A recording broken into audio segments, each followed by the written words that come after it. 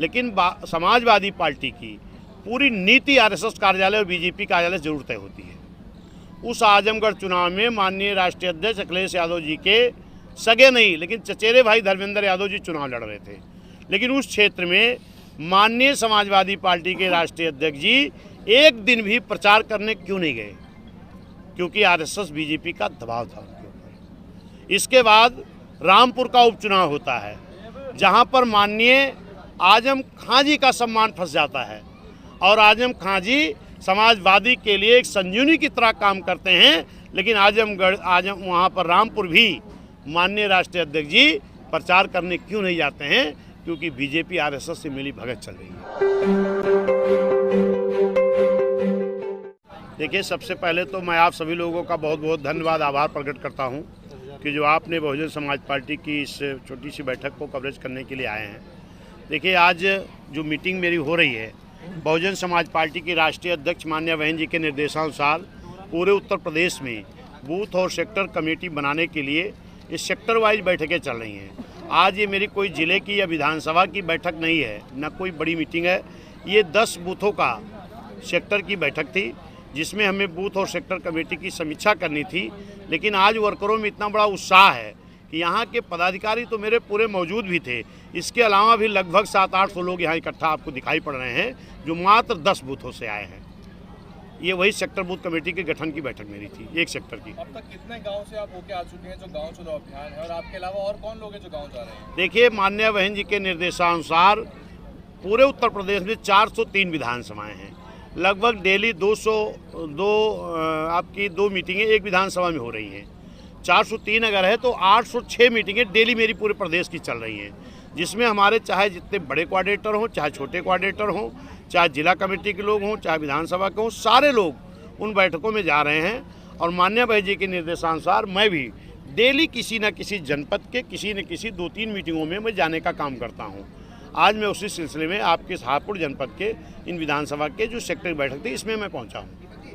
काशीराम जयंती के अवसर पर अखिलेश यादव जी का बयान आया था कि पार्टी जो है अम्बेडकर के बाबा साहब के दिखाए नक्शे कदम से भटक गई है, और मन से ये भी कह रहे थे कि भाजपा कार्यालय में आपके टिकट तय होते हैं। देखिए, बहुजन समाज पार्टी का टिकट तो भाजपा कार्यालय से नहीं तय होता है, लेकिन समाजवादी पार्टी की पूरी नीति आरएसएस कार्यालय और बीजेपी कार्यालय से जरूर तय होती है। शाइस्ता परवीन को लेकर सर क्या रुख है? पहले एक तो पूरा हो जाने दो। अभी आप पूछो ना कि कैसे मैं कह रहा हूं उनको। अभी आपने देखा कि आजमगढ़ लोकसभा का चुनाव हुआ था। उस आजमगढ़ चुनाव में माननीय राष्ट्रीय अध्यक्ष अखिलेश यादव जी के सगे नहीं लेकिन चचेरे भाई धर्मेंद्र यादव जी चुनाव लड़ रहे थे, लेकिन उस क्षेत्र में माननीय समाजवादी पार्टी के राष्ट्रीय अध्यक्ष जी एक दिन भी प्रचार करने क्यों नहीं गए? क्योंकि आरएसएस बीजेपी का दबाव था उनके ऊपर। इसके बाद रामपुर का उपचुनाव होता है, जहां पर माननीय आजम खां जी का सम्मान फंस जाता है और आजम खां जी समाजवादी के लिए एक संजीवनी की तरह काम करते हैं, लेकिन वहाँ पर रामपुर भी माननीय राष्ट्रीय अध्यक्ष जी प्रचार करने क्यों नहीं जाते हैं? क्योंकि बीजेपी आरएसएस से मिली भगत चल रही है। लेकिन वहीं पर जब मैनपुरी में चुनाव होता है, जहां उनकी पत्नी लड़ती हैं, तो वहां माननीय राष्ट्रीय अध्यक्ष जी एक एक गली एक एक गांव में दौड़ा शुरू कर देते हैं। और भाजपा का जो कैंडिडेट होता है, वो आपको भी जानकारी होगी कि समाजवादी कुनबे से उठा करके भाजपा का कैंडिडेट बनाया जाता है। तो ये आरएसएस और भाजपा का ये मिली भगत है, भाजपा की और समाजवादी पार्टी की। लेकिन वो आरोप बीएसपी पर लगाते हैं। आपको जानकारी होगी कि भरी लोकसभा के अंदर कोई नेता बोलने वाले थे जिन्होंने कहा था कि एक बार माननीय मोदी को दोबारा आनी चाहिए। वो किस दल के थे? समाजवादी पार्टी। और बी टीम को कहा जाता है बीएसपी को। मुख्यमंत्री जी शपथ लेते हैं तो बाप बेटे दोनों लोग मंच पे जाते हैं और कान में बात करते हैं, और बी टीम बीएसपी को बताया जाता है। बीएसपी अपने दम पर मान्या बहन जी की जो नीति रीति है उस पर लोग नकल करते हैं। मान्या बहन जी किसी नकल करने नहीं जाती हैं। अगर भाजपा की आरएसएस की बी टीम है तो समाजवादी है, ना कि बीएसपी। पिछली बार मुस्लिम समाज का वोट जो है बसपा को नहीं पड़ा अधिकतर, और सपा की तरफ पड़ा है, और उनका आंकड़ा दिख भी रहा है। तो क्या कारण है कि किस तरह से आप मुस्लिम समाज को अप्रोच कर रहे हैं, और क्यों वो बसपा को वोट करेगा इस बार? मैंने अभी बोल रहा था तो हो सकता है आप उस चीज़ को देखे हों। ये 22 के चुनाव में बहुत बड़ा षड्यंत्र, बहुत बड़ी साजिश हुई थी। बीएसपी के 10 सांसद हैं, बीएसपी को डमी बताया जा रहा और एक 5 सांसद वाली पार्टी को लड़ाई बताया जा रहा है। इस देश की राष्ट्रीय पार्टी बीएसपी को डमी बताया जा रहा है और एक क्षेत्रीय पार्टी को लड़ाई बताया जा रहा है। जिसके पास SC ST वोट 26%, इसको डमी बताया जा रहा। जिसके पास कोई बेस नहीं उसको लड़ाई बताई जा रही, खाली इसलिए कि लड़ाई तो थी बीएसपी और बीजेपी की, लड़ाई दिखा दिया गया सपा और भाजपा की, ताकि मुस्लिम समाज भाजपा को हराने के लिए उधर वोट दे दे। और मुस्लिम समाज पूरा 90, 95, 100% तक वोट भी दिया समाजवादी को, लेकिन भाजपा को नहीं रोक पाया। आज मुस्लिम समाज भी इस चीज़ को जान रहा है कि अगर भाजपा को हम हरा पाएंगे तो 26% के साथ मिल करके ही हरा पाएंगे।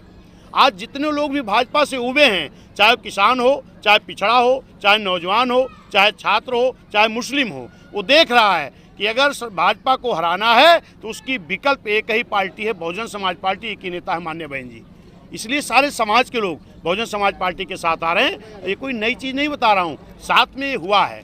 जब साथ में मुस्लिम समाज, पिछड़ा समाज, SC ST, न्याय पसंद, ब्राह्मण, क्षत्रिय, वैश्य एक साथ खड़ा हुआ था, तो इस सबसे बड़े प्रदेश में पूर्ण बहुमत की सरकार माननीय बहन जी की बनी थी। अब आने वाला समय फिर यही होगा, क्योंकि इस देश की आम जनता उब चुकी है इनकी महंगाई से। तो हमारा चाहे मुस्लिम समाज हो, चाहे पिछड़ा हो, चाहे अति पिछड़ा हो, चाहे SC ST हो, चाहे ब्राह्मण, क्षत्रिय, वैश्य, न्याय पसंद के लोग हों, ये सारे लोग आज मन बना चुके हैं कि बीएसपी ही विकल्प है भाजपा को हराने के लिए, और सारे लोग बीएसपी में आ रहे हैं। धन्यवाद, शुक्रिया। मेयर जीते थे पिछली बार सर, मेरठ और अलीगढ़ जी। मेरठ वाले तो जो है मेयर साहब जो है, मेयर साहिबा जो है, तो सपा में चली गई है योगेश शर्मा जी के साथ। तो इस बार क्या आपकी रणनीति है? 17 मेयर के चुनाव होंगे बहुत जल्द। बहुजन समाज पार्टी एक ऐसा दल है कि नेता बनाने की मशीन कह लीजिए। बहुत लोगों ने नेता बनाई है, और जब नेता बन गए कहीं जाकर के चेहरा बने हैं ना, कुछ दिनों के बाद चेहरे खत्म हो जाते हैं। और बहुजन समाज पार्टी फिर किसी कार्यकर्ता को उठाती है तो वो नेता हो जाता है। आज विश्वनाथ पाल आपके बीच में बैठे हैं। मैं पिछड़े वर्ग का बेटा हूँ, बैकवर्ड समाज से आता हूँ। मैं एक बूथ का अध्यक्ष रहा हूँ, सेक्टर का अध्यक्ष रहा हूँ। आज माननीय बहन जी ने पूरे उत्तर प्रदेश का अध्यक्ष बनाया है, और जब एक कार्यकर्ता अध्यक्ष बना है तो पूरे प्रदेश में हमारे वर्करों में एक उत्साह है। और जिस दल का वर्कर उत्साहित हो जाता है, पदाधिकारी उत्साहित हो जाते हैं, उस दल की जीत को कोई रोक नहीं सकता। कितनी रैलियां होंगी सर? बहन जी कब से शुरू हो जाएगा प्रचार? निकाय चुनाव के लिए बहुत जल्दी घोषित होने वाले हैं। देखिए, ये तो अभी घोषित करें। ये चाहे नगर पंचायत का चुनाव करा लें, मेयर का, वार्ड का करा लें, और चाहे आपकी लोकसभा का करा लें। निश्चित मैं कह रहा हूँ कि बीएसपी का वर्कर बहुत उत्साहित है, और आने वाला चुनाव जो भी होगा बहुजन समाज पार्टी बड़े दल के रूप में आएगी। क्या रोके सर? पार्टी का टिकट दिया जाएगा? देखिए, अभी तो पहली चीज़ तो ये गलत लोग बराबर दिखा रहे हैं कि बीएसपी ने टिकट दे दिया। अरे आरक्षण नहीं है, टिकट किसको बीएसपी ने दे दिया? किसने घोषणा कर दिया? ये गलत बात है। उसके लिए कोई मतलब नहीं है। जब आरक्षण आ जाएगा, सीट क्लियर हो जाएगी, तो किसको देना किसको नहीं वो आपके सामने आ जाएगा। धन्यवाद, शुक्रिया आपको। सर एक सवाल, अभी यहाँ पे जो प्रत्याशी हैं श्रीपाल जी, हाँ। अब इसमें बैनर पे लिखा हुआ है कि प्रत्याशी, जबकि भावी प्रत्याशी नहीं लिखा। नहीं, अगर उन्होंने प्रत्याशी लिखा तो गलत लिखा। उनको भावी प्रत्याशी लिखना चाहिए, क्योंकि अभी सीट क्लियर नहीं है कि ये कैसी सीट होगी। अगर बैकवर्ड सीट हो जाएगी तो वो थोड़ी ना लड़ेंगे। तो जो सीट रहेगी उस आधार पर दिया जाएगा। अगर ये सीट SC रहती है या बैकवर्ड होती है, सामान्य होती है, जो हमारा वर्कर मजबूती से लड़ा है, जिसको हमारे विधानसभा के लोग, जिले के लोग, पार्टनर लोग कहेंगे, उसी को लड़ाया जाएगा। DNN हिंदी को सब्सक्राइब करने के लिए दबाएं लाल रंग का सब्सक्राइब बटन और घंटी का बटन दबाकर ऑल नोटिफिकेशन पर क्लिक करें। चैनल को जिंदा रखने के लिए नीले रंग का ज्वाइन बटन दबाकर चैनल को आर्थिक सहयोग करें।